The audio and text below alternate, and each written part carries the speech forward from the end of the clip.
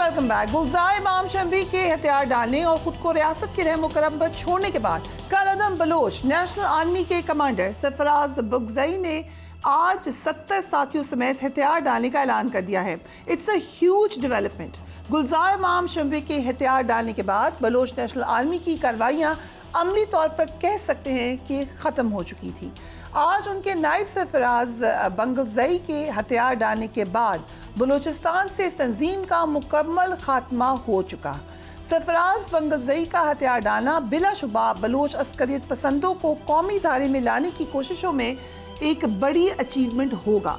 कुछ अर्से पहले रियासत पाकिस्तान ने पुरअमन बलूचिस्तान का सिलसिला शुरू किया, जिसका फ़ायदा उठाते हुए बहुत से नाराज़ बलोचों ने हथियार फेंके और कौमी धारे में शामिल हुए।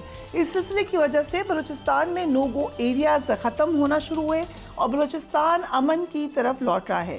सरफराज बंगलजई ने आज हथियार डालने के बाद हथियार उठाने के हवाले से अपनी एक कहानी सुनाई, ज़रा देखिए। 1991 से लेकर 2009 तक मैं महकमे खुराक में सरकारी मुलाजिम रहा हूँ और अपनी अच्छी खुशहाल जिंदगी गुजार रहा था। मेरे पास अपना ज़ाती घर, जायदादें, गाड़ी थी और मेरे बच्चे अच्छे स्कूल में तालीम हासिल कर रहे थे। 2009 में मैं चंद लोगों के बिकावे में आकर अपने साथियों समेत मुसल्लह जद्दोजहद में शामिल हुआ। इस दौरान मैंने किसी भी कुर्बानी से दरेक नहीं किया। हमने यही समझा कि मैं बलोच हुकूक के लिए जद्दोजहद कर रहा हूँ, लेकिन जब हमने महसूस किया कि यहाँ कौमियत और इस सरजमीन के लिए कोई जंग नहीं हो रही है, लोग सिर्फ अपने जाती मुफादात के लिए आम मासूम बलोचों को मरवा रहे हैं। इस तमाम साजिशों में खासकर इंडिया का हाथ है। इसके अलावा दीगर हमसाया ममालिक जहाँ पर काफी लोग इस वक्त भी बैठकर अपनी ऐश व अशरत की जिंदगी गुजार रहे हैं। इन तमाम चीजों को देखकर हमने इस तहरीक से अलहदगी का फैसला करते हुए कौमी धारे में शामिल होने का फैसला किया। बलूचिस्तान के वज़ीर इत्तलात जान अचकज़ई साहब भी हमारे साथ मौजूद हैं, लियाकत शहवानी भी हमारे साथ मौजूद हैं। Jan Achakzai sahab, thank you so much for being on the programme. You were sitting there जब ये बातचीत हो रही थी। एग्जैक्टली कितनी बड़ी अचीवमेंट आप इसको समझते हैं? देखिए, सरफराज बंगलजई के और के साथियों का कौमी दायरे में शामिल होना एक संग मील है। वो एक फुट सोल्जर से लेके एक मिड लेवल कमांडर, फिर बीएनए को उन्होंने लीड किया और उसने एक सिग्निफिकेंट क्राउड बनाया। उसने इंसर्जेंसी को उस वक्त जब गुलजार शम्बी ने कौमी दायरे में शामिल हुआ तो उन्होंने टेक ओवर किया पूरा नेटवर्क को, और ये बड़ा लिथल था।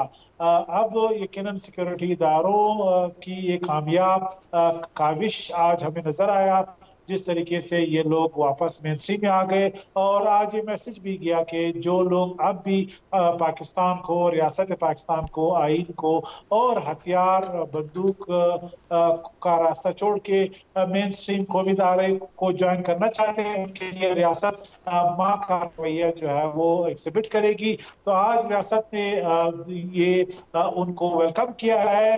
ऐसे लोगों को जिनको फांसी देनी चाहिए थी, जिन पे संगीन इल्जाम जान अचकज़ई साहब, क्या हम कह सकते हैं कि बलूचिस्तान से बीएनपी का कम से कम अमली तौर पे खात्मा है?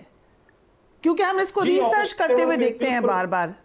जी बिल्कुल। आज के इस वाक़े के बाद, गुलजार साहब के ज्वाइन करने के बाद, तो मैं समझता हूँ कि बीएनए तकरीबन ऑपरेशनली बिल्कुल खत्म हो गई है। इनके लिए जब मेन लीडरशिप जो फंडिंग के लिए सोर्स था, जो रिक्रूटमेंट का एक इंस्पिरेशन था, जिन्होंने इस पूरे रीजन में अपना नेटवर्क बनाया था, उन ममालिक का जिनका मैं नाम नहीं लेना चाहता, जिनसे ये नेटवर्क पकड़ा गया है, तो एक बहुत ही यानी कामयाब इनका नेटवर्क जो है वो स्मैश हो गया है। तो अब बीएनए का मैं समझता हूँ कम से कम ऑपरेशनल लेवल पे खात्मा हो चुका है। Which is a great news। लेकिन क्योंकि आज आप वहीं पे मौजूद थे प्रेस कॉन्फ्रेंस में जहाँ पे भारत का जिक्र आया, हम जानते हैं हिडन हैंड्स हैं, कुलभूषण यादव एक ग्लेरिंग एग्जाम्पल है। सो क्या इसका ओवरऑल खात्मा भी, क्योंकि बैकड्रॉप पे अगर इतनी लेट्स से इंडियन हैंड की इन्वॉल्वमेंट है, उसके हवाले से क्या कर सकती है स्टेट ऑफ पाकिस्तान?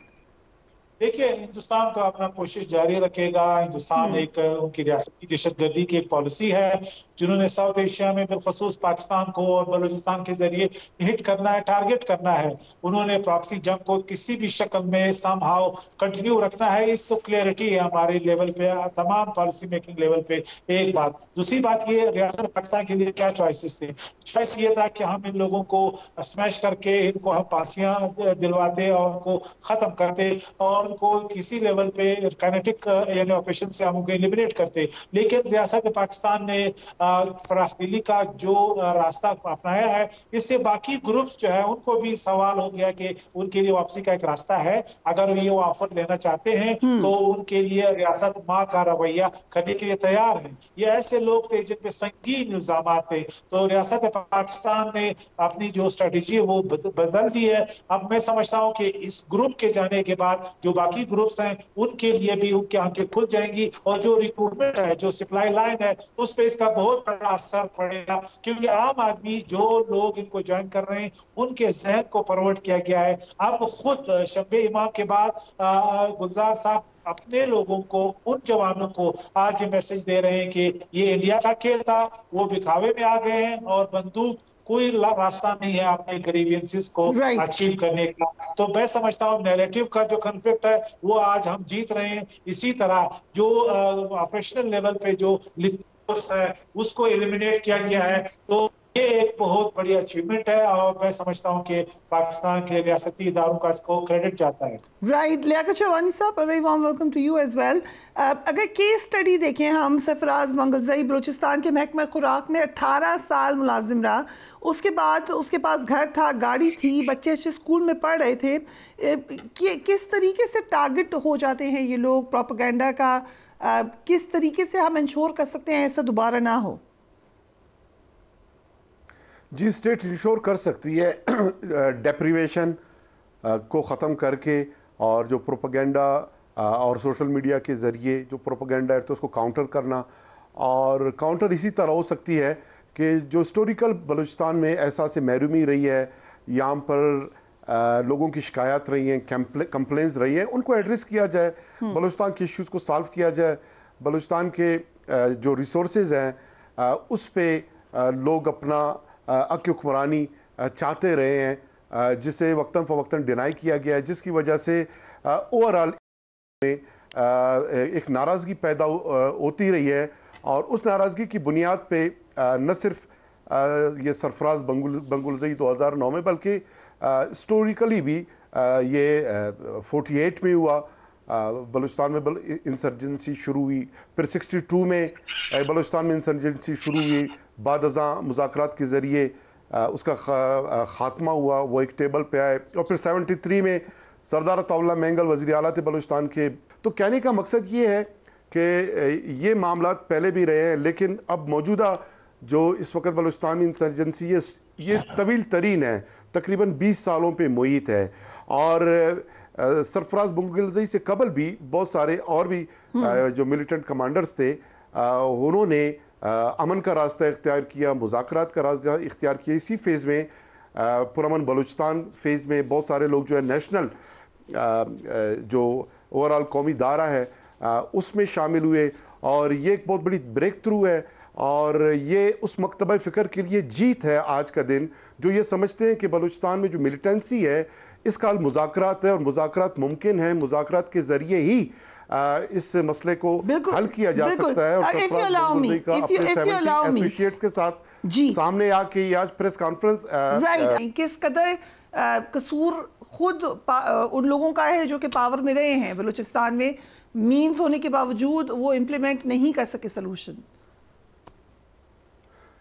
जी, वही लोग जो पावर में रहे हैं वो बलूचिस्तान के वसाइल को लूट के पावरफुल होते रहे हैं। उसमें सूबाई गवर्नमेंट भी है, उसमें वफाकी गवर्नमेंट भी है। बलूचिस्तान में महरूमी बढ़ती रही है, उन्होंने इसको किसी ने प्रॉपर एड्रेस नहीं किया। और जहाँ तक रहा रिसोर्सेज का, ये 18th अमेंडमेंट के बाद बहुत सारे सब्जेक्ट डिवॉल्व हुए, और 7th NFC अवार्ड के बाद जो है बलूचिस्तान का जो NFC में शेयर है वो बढ़ा, और ये बात बिल्कुल दुरुस्त है कि उसका सही इस्तेमाल नहीं हुआ, वो करप्शन की नज़र हो गया, मिस गवर्नेंस, मिस मैनेजमेंट की नज़र होते रहे। लेकिन मैंने इसके साथ ही जो हिस्टोरिकल पर्सपेक्टिव भी आपको बताया 17th अमेंडमेंट से कबल का भी, यानी ये 18th अमेंडमेंट से कबल जो सब्जेक्ट्स रिसोर्सेज डिवॉल्व हुए, उसके लिए बलूचिस्तान की जो सियासी कारकुन है, कायदीन है, अकाबरीन है, लोगों की जो है जिंदगी वो अजीरन है, मुश्किलात में है। आप कह रहे हैं ग्रैंड डायलॉग की जरूरत है, but in any way was a big development coming from Balochistan today. Thank you, gentlemen.